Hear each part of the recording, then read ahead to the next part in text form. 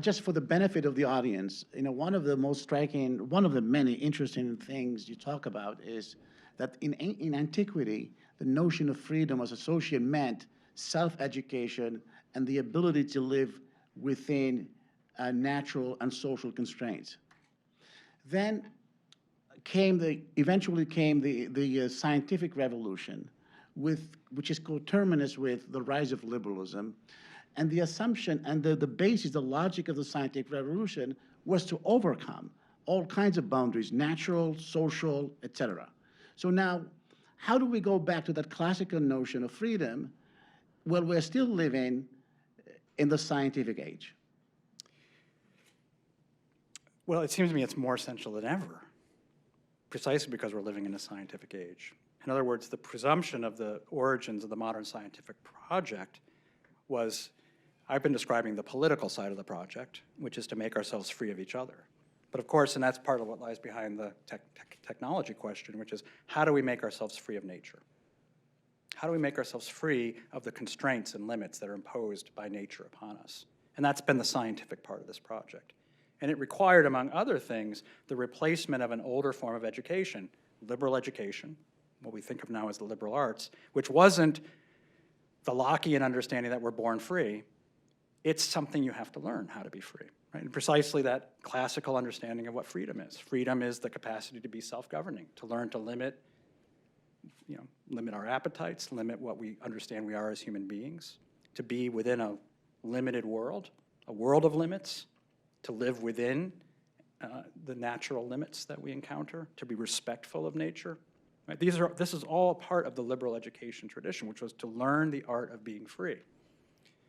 Now we've replaced that with, and I'm speaking at a college which is, really highly into the science, science, technology, particularly science, medical science profession, which is not quite the STEM disciplines, but the STEM, the now famous, infamous STEM disciplines, which are sort of, I just saw, was it Marymount University? It's a Catholic school, eliminated most of their humanities programs just yesterday. So philosophy, theology, they're gone, right? This is an old liberal arts Catholic school, right? No more philosophy, no more theology, gone. So the STEM disciplines take their place because in order to be these free and independent autonomous human beings, we need to be able to conquer nature. And so these disciplines become the most important disciplines.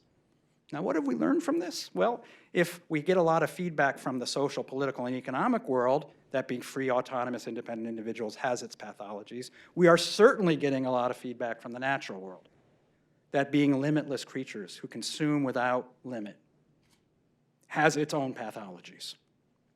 We had better start to learn how to be liberally educated again. It's not going to be a technological fix because you can't technologically fix the fact that we live in a limited world.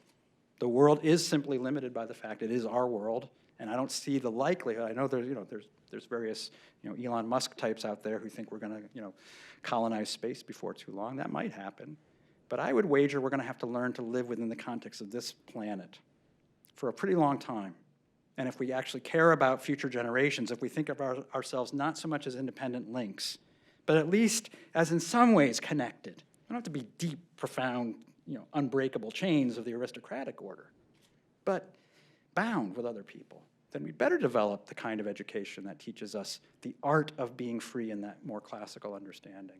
And this is where I would say that especially schools like this one, where you're training people who are going to be in the medical profession, you're going to be in the various sciences, it's essential to have a liberal education as part of that. It's a really essential part of that because you're going to be dealing with human beings, real human beings.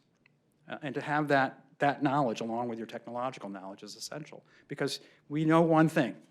Human beings who have technological ability to do anything in the world but no responsibility is the most horrific creature imaginable. Far worse than any other creature that's ever been on the face of the earth. Right? We are the most horrific creature, what we can do with our technology. So without an accompanying sense of responsibility and recognition of our limits, we are making ourselves into the worst creatures that have ever existed. And I think this is where, again, we have a special calling. Now, final plug of the Global Humanities Center. We have a special responsibility to make sure that we are still educating ourselves in genuine liberty. So thank you very much. Thank you.